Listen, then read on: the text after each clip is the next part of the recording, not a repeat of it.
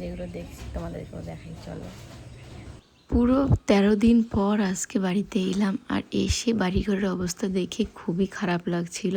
যদিও আগের দিন আসার কথা ছিল, কিন্তু এত পরিমাণে বৃষ্টি ছিল আর আসা হয়নি। আর আজ যেহেতু বৃহস্পতিবার, পুজোও করতে হবে, এর জন্য সকাল সকালে চলে এলাম। এসে দেখি বাড়িঘরে পুরো জঙ্গলে ভর্তি, আর এদিকে জবা ফুল গাছে অনেক ফুল ফুটে আছে।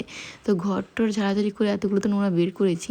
আর এদিকে জঙ্গলগুলো দেখে আমার প্রচণ্ড মাথা গরম হয়ে গেছিলো। তো আমি তো পরিষ্কার করছিলাম, সাথে সাথে সোনুর বাবাও অনেকটা পরিষ্কার করে দিয়েছে। তারপরে কিন্তু আমি স্নান টান করে এখন যে তুলসী গাছে জল দিচ্ছি।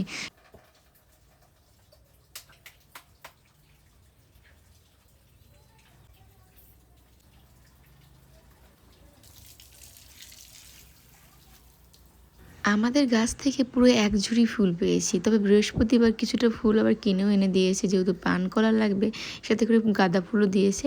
এদিকে আমি কিন্তু আগেই থালা বাসন সমস্ত কিছু মেজে নিয়েছি, এখন সব আর কি রেডি করে পুজোটা দেবো। এমনিতেই অনেকটা দেরি হয়ে গেছিলো, সকাল সকাল পুজো দিয়ে অভ্যাস, কিন্তু আজকে অনেকটা দেরি হয়েছে, প্রায় 12টার কাছাকাছি। তখন সোনুকে আবার সোনুর বাবা আনতে গেছে, এদিকে আবার ওই বাড়ি থেকে মাসিও এখানে এসেছে। আর আমি এদিকে পুজোর জিনিস রেডি করেছিলাম, আর তখন এত পরিমাণে বৃষ্টি হচ্ছিল যে কি বলবো, এত কিছু ধোয়া কাচা করে মেলে দিয়েছিলাম। আমার তো চিন্তা হচ্ছিল সমস্তটা আবার ভিজে গেল, কারণ জ্বর অনেকটা ঝরে গেছিলো। আর হুট করে বৃষ্টি শুরু হয়ে যায়, একটা না দুটা না, পুরো 12টা দিন বাড়িতে ছিলাম না। তাহলে বুঝতে পারছো আমার ঘর বাড়ির কী অবস্থা হয়েছিল। এই কারণেই আমি বাড়িতে গিয়ে রাত থাকতে চাই না। রোজ দিন যাই রোজ দিন আসি, কিন্তু এই যে রাত থাকলে পরে আমার বাড়িঘরের অবস্থা খুবই খারাপ হয়ে যায়। তো যাই হোক, সমস্ত কিছু পরিষ্কার করে পুজো করতে করতে আমার অনেকটা দেরি হয়ে গেছে। এদিকে দেখো কতগুলো যে ফুল টুল হয়েছে, পুরো এক ঝুড়ি ভর্তি। একার সংসারে সব থেকে বড় দুঃখ এই ব্যাপারটা, যদি বাড়ি ছেড়ে দুদিনের জন্য কোথাও যাই, এসে যে খাটনিটা হয়, তখন মনে হয় না যে আর সহজে কোথাও গিয়ে রাতটা থাকি। এর জন্য মনে হয় যাই হোক না কেন বাড়িতেই থাকি। আর এই কারণেই কিন্তু বাড়িতে বয়স্ক কাউকে খুবই দরকার, সে যেমন শ্বশুর হোক বা শাশুড়ি হোক, যদি বাড়িতে আমি না থাকি, অন্তত তারা একটু ঘর বাড়ি ঝাড়াঝাড়ি করে পরিষ্কার করবে। তবে হ্যাঁ, বাড়িতে কিন্তু সোনুর বাবা ছিল, শুধু রান্না করেছে, খেয়েছে আর ঘুমিয়েছে আর ডিউটি গেছে, ব্যাস। আর সোনুকে স্কুল নিয়ে গেছে, স্কুল থেকে এনেছে। আর বাদ বাকি ঘর ঝাড়াঝাড়ি করেছে কিনা সেটাও ভগবান জানে, হয়তো পুজোটা করেছে, তবে ঘর বাড়ি যেটা পরিষ্কার পরিচ্ছন্ন রাখার ব্যাপার সেটা মোটেও করেনি। তো যাই হোক, অনেক কথা বললাম। এদিকে আমি দেখো পুজো করে নিচ্ছি। আজকে অনেক ফুল পেয়েছি, ঠাকুরের আসনটা সুন্দর করে সাজিয়ে দিয়েছি মন ভরে, কারণ আগের বৃহস্পতিবারেও আমি পুজো করতে পারিনি, ওই বাড়িতে ছিলাম। তো এর জন্য কিন্তু আজকে সকাল সকাল এসে সব কাজকর্ম সেরে আগে যে পুজো দিয়ে নিলাম, তাহলে মনটাও শান্তি, সব শান্তি।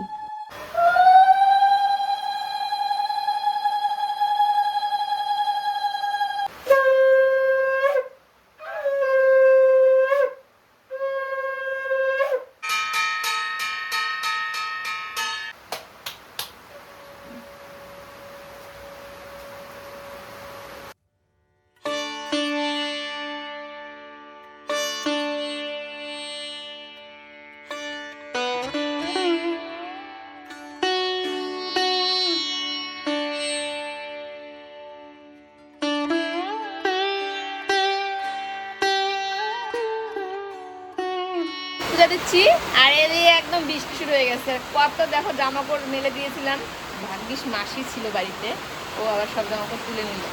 আর এই সোনু আছে স্কুলে, ওকে আনতে গেছে, হয়তো বৃষ্টিতে ভিজে ভিজে আসবে নিয়ে। কি বৃষ্টি, ওগুলো জামা কাপড় ছিল মেলে দেওয়ার, দেখো বৃষ্টি, দেখো কি জন্য। হায় রে গোবিন্দ। তো তখন তো দেখিয়েছিলাম তোমাদের এখানে কি অবস্থা ছিল, আর দেখো এখন সব পরিষ্কার পরিচ্ছন্ন করে স্নান টান করলাম। তাহলে ভাবো কত দেরি হলো। হ্যাঁ, সোনুর বাবাও হাতে হাতে করেছে, তবে আমি না থাকলে করতে আমাকে এসে এতটা কষ্ট করতে হতো না। কি পরিমাণে বৃষ্টি হচ্ছে ভগবান। তো দেখো এখন বাজে হচ্ছে বিকেল 5:30। ঘুম থেকে উঠে ঘর বাড়ি ঝাড়াঝাড়ি করে খাওয়া দাওয়া করলাম, রেডি হয়েছি। এখন আবার যাচ্ছি ওই বাড়িতে, জানোই আমার রোজ দিনের ডিউটি, ওই বাড়িতে যাবো। সোনুর পড়া আছে 6টার দিকে। আর এখানে বৃষ্টি হচ্ছে, সারা দিন ধরে বৃষ্টি হচ্ছে। আর আমি এই যে 12 দিন পরে, 12 দিন কি 13 দিন পরে বাড়িতে এসেছি। বাড়ি ঘরের যে অবস্থা ছিল, মাই গড কি বলবো। এই ঘরটা ঠিকই আছে, ধরো বাইরেরটা, ঘরগুলো মোটামুটি ঠিকই ছিল, রান্নাঘরটা গেছে। তো এই ঘরটা মোটামুটি যা নোংরা ছিল সে পরিষ্কার করেছি, আর বাইরেরটা তো দেখলে দুজনে মিলে করেছি। ঘর বাড়ি পুরো জল দিয়ে পাইপ দিয়ে ধুয়েছি। রান্নাঘরটা অবস্থা পুরো খারাপ, এটা ওর বাবাই পরিষ্কার করবে, আমি করবো না। তো এখনও ওই যে বৃষ্টি হচ্ছে, এখন আমি আর শোনো যাবো, সাথে মাসিও আছে, বাবা আসছিলো। আর এই যে শোনো এখানটায় জাদু সাজছে, জাদু রেনকোট পরে, কারণ বৃষ্টি হচ্ছে। এ দেখো বাড়িতে কত জামা কাপড় মেলে দেওয়া আছে, কদিন ছিলাম না, যে সোনু মানে শুধু পরেছে আর খুলে রেখেছে, ওর বাবা ধুয়ে টুয়ে দেয়নি। এইদিকে দেখো এই যে সব থেকে যে এই জায়গাগুলো ছিল দেখার মতো অবস্থা ছিল। ফুল গাছগুলো একদম আদামারা হয়ে গেছে, জল টল দিয়ে সব ঠিক করলাম। এখানে হচ্ছে লাঠি দিলাম, সব নষ্ট হয়ে গেছিলো। এই এখন যাবো সোনুকে টিউশনিতে।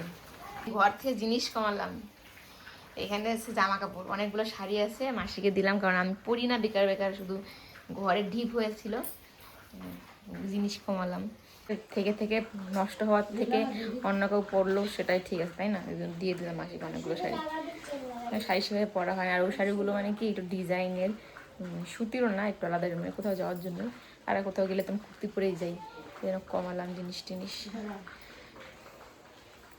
সারাদিন আজকে খাটতে খাটতে অবস্থা শেষ, এখন আবার যাবো ওখানটায়। তো চলো আজকের ব্লগটা এই পর্যন্ত রাখছি। ভালো লাগলে অবশ্যই এটা লাইক করে দিও, নতুন চ্যানেলটি সাবস্ক্রাইব করে পাশে থেকো। দেখা হবে নতুন একটি ব্লগে। সবাই ভালো থেকো, সুস্থ থেকো, টাটা বাই।